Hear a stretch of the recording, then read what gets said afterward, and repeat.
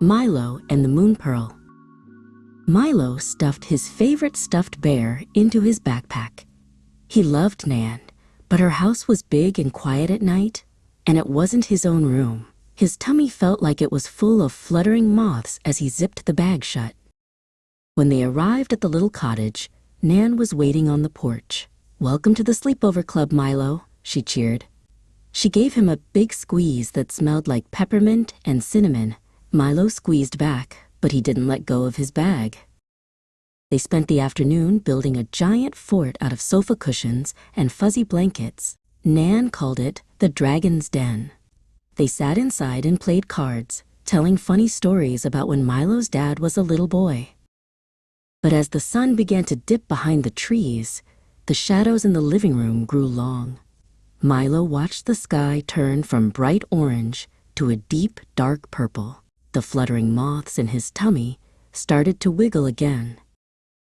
Nan noticed his quiet face. "Time for the special sweet," she said gently. She led him to a bedroom where a soft, handmade quilt was tucked neatly onto a bed. "This quilt has extra hugs sewn into every square," she whispered.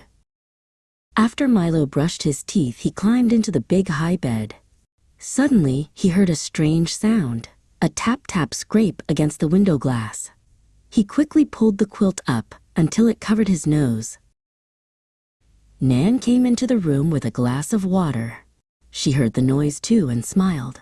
"That's just the old oak tree saying hello," she explained.